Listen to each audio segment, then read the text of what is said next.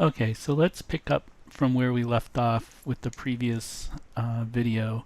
And I was talking about this metallurgical bump and how if we want to connect a gold wire to an aluminum pad, instead of doing it directly, which would lead to a connection with dissimilar metals, and we'd have that diffusion problem, which would therefore create an unstable mechanical connection. Well, instead of that, here you can see in this example that there's a chromium layer, and then a copper layer, and then the gold layer, and then that's where the bond would be made, is gold to gold, like that. Okay, and that avoids the problem of diffusion and getting a corroded and unstable mechanical connection.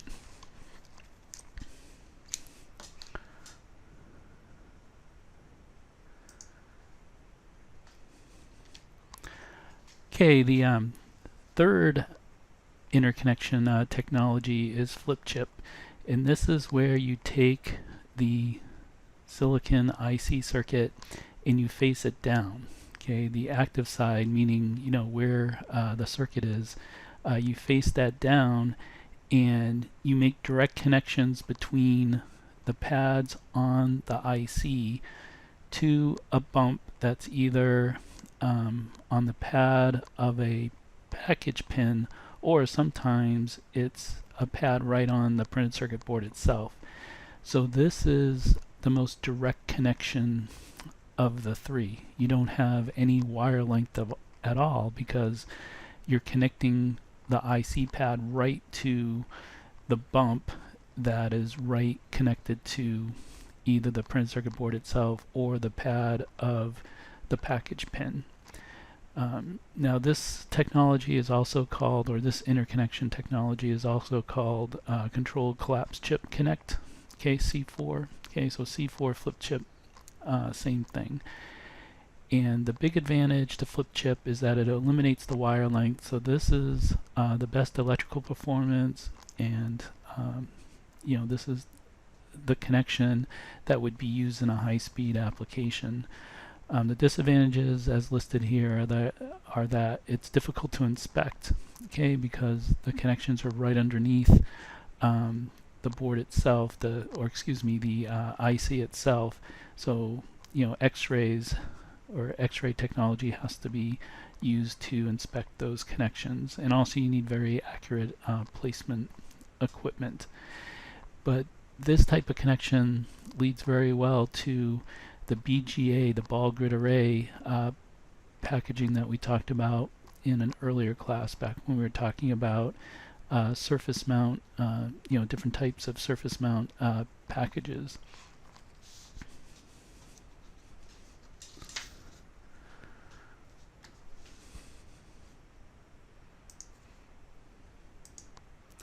So if you look at this diagram I have here, well, in the dashed, or this dashed boundary represents the IC circuit, and now with flip chip you face the active side down and make the connection. So these little dots say those are the pads of the package, and say this is a BGA package. Well, those pads on the IC circuit are connected directly to, with the use of a metallurgical bump, right to the pads of, say, a BGA package, which has the little solder balls that, the solder ball pins that connect to the printed circuit board. So effectively you have a very direct connection from that silicon IC circuit right to the package, and therefore right to the printed circuit board. Okay, so that's why your microprocessors have that BGA type of packaging, and it's very likely that inside they're using flip chip interconnections to make those connections the shortest length possible, which leads to better performance at high frequencies.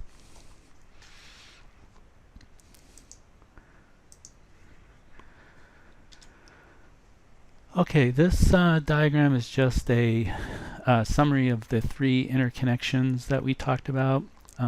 One thing that you can see in this summary diagram is how the length of the connections are shorter as we go from wire bond to flip chip. See here, wire bond, you have these long lengths of wire that's making the connection from the silicon circuit to the package, and you can see with tab they're somewhat shorter, but then flip chip, you know, again, you have these real direct connections, so they're the shortest of the interconnections of the three technologies. Okay, also IC assembly involves encapsulation to protect that fragile silicon circuit. So you want to protect it from physical damage, also chemical protection, you know, moisture and other environmental hazards that may be in your environment. Now, the most common material that's used for encapsulation is plastic. In my experience, that's what I've seen, except for when I was in the Air Force, in the military. I did see some ICs that were encapsulated in a ceramic material, because these materials listed here, of which ceramic is part of, are what are called hermetic materials, which means that they're airtight. But again, most of what I've seen, and most I think that is commonplace, are the plastic. And you know, just because something's not airtight doesn't mean that it's not reliable. It just depends on the particular application, you know, whether it requires the hermetic or not. All right, so then let's now talk about electrical testing. And this is just the definition of electrical testing. Okay, just guaranteeing the electrical function of a component, board, device, or system. And these are the reasons for electrical testing. You know, during this fabrication process, you know, things can happen, right? Mistakes can happen, errors can occur, so you can end up with defects. You know, opens and shorts are the most common types of defects you may get. You know, your components may not meet specs, and there may be damage just due to the handling and transfer of material. And this is especially true nowadays with so much of outsourcing going on, where you know, a particular product will have components and various items of a system coming from all parts of the world, so there can be damage just in the transit of items.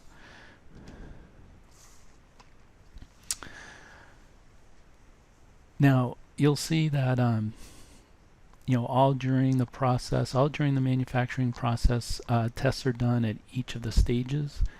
And you know, it's important to know about this, because in some cases the electrical testing can be a big chunk of the total product cost.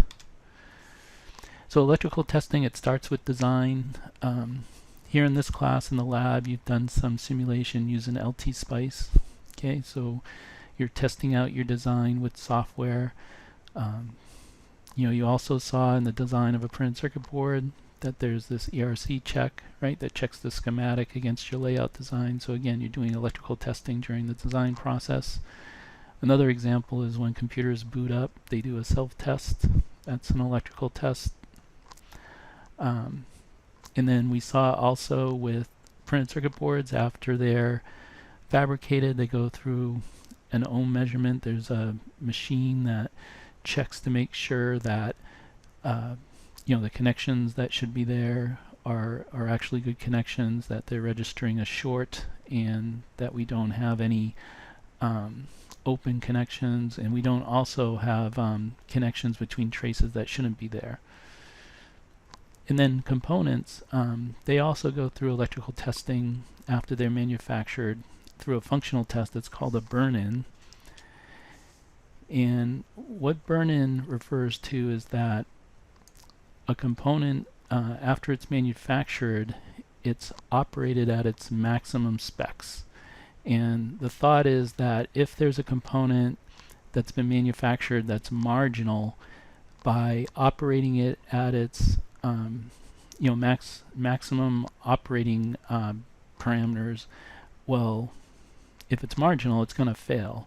And it's better to get that failure right after it's manufactured than after you send it out in a product, because if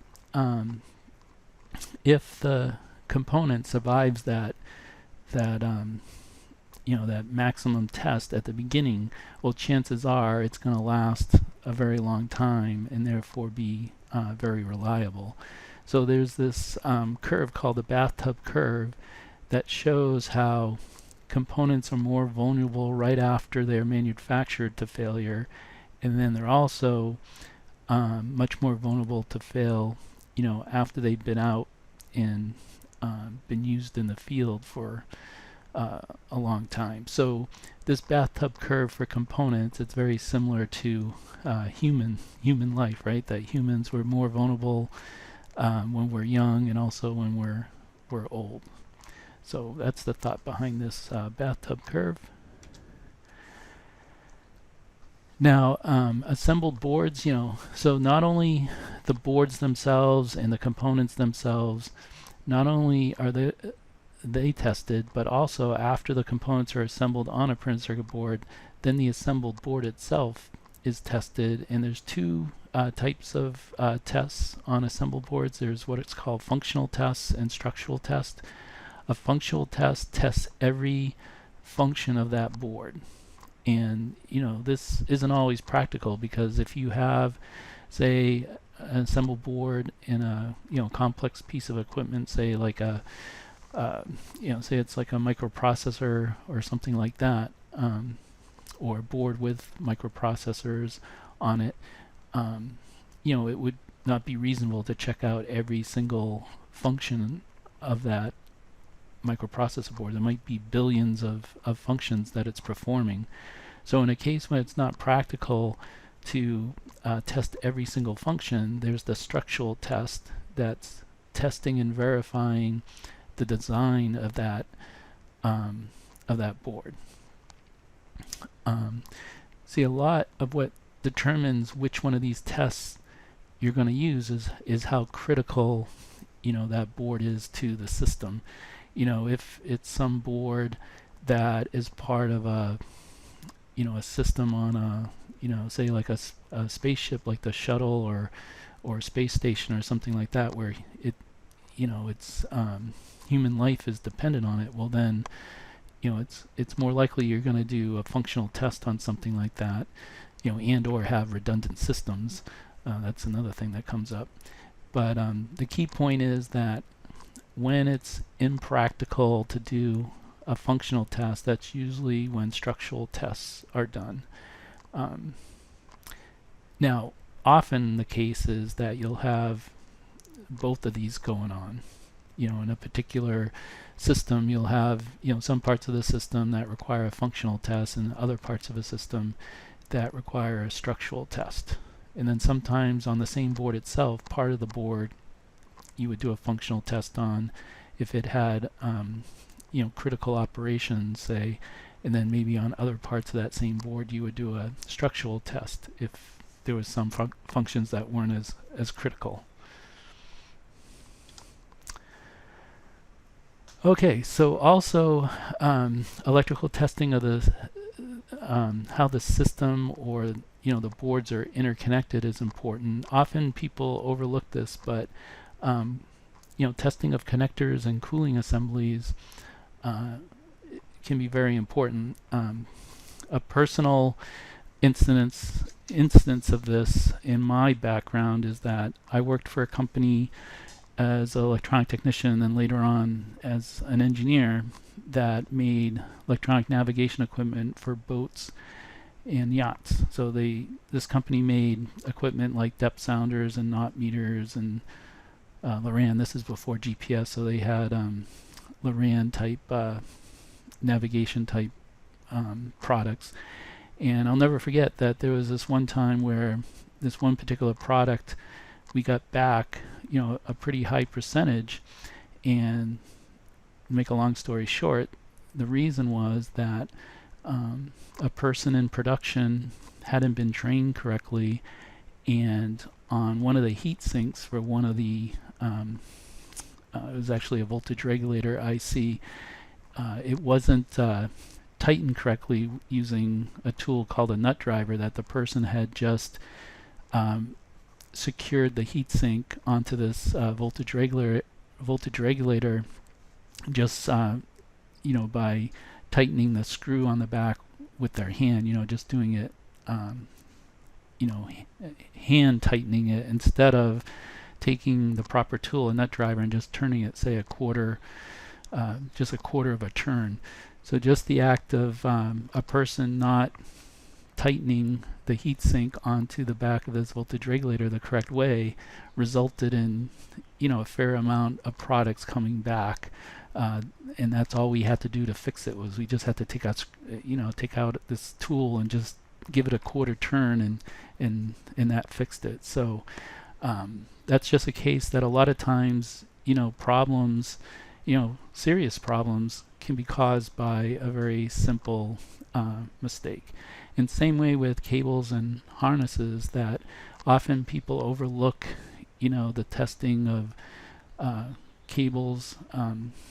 There was a story on the 60 Minutes news show I remember seeing back in the 1980s that when I forget the company, I think it was McDonnell Douglas back then, that was the contractor for the F-16, I think, were the new fighters back then. And when they were going through the initial testing of the F-16s, there was several test pilots that lost their lives because during the testing process they just flew these F-16 prototypes right into the side of a mountain. And the reason this story was on the 60 Minutes show was because the Air Force at the time just blamed it on pilot error. But the families of the pilots that lost their lives, they hired a legal team that investigated. And to make a long story short, the reason that those test pilots lost their lives is because there was a cable that was running, a cable harness that ran from where the cockpit where the pilot sits back to the controls of the rear wing. I'm not a pilot, so I don't know the technical terms, but the the controls, like the flaps on the wings and the tail and so on. And to make a long story short, what they found out is that when the pilots were flying blind, relying on their instruments, well, one of the cable harnesses that ran from where the electronics in the cockpit up front were to the controls in the back of the plane, well, a rivet had been put right through that cable harness, and it was grounding out like one of the wires. So the result was that when the pilots thought they were pulling up, they were actually forcing the nose of the plane down, and that was the reason why they crashed inside of these mountains and lost their lives. So anyway, again, just another example of sometimes things like connectors and cooling assemblies like fans and heat sinks and so on are just taken for granted, but it's also important to electrically test those, as well as the boards and the components and all that. Okay, so this wraps up the course on manufacturing. So we will head back into talking more about circuits.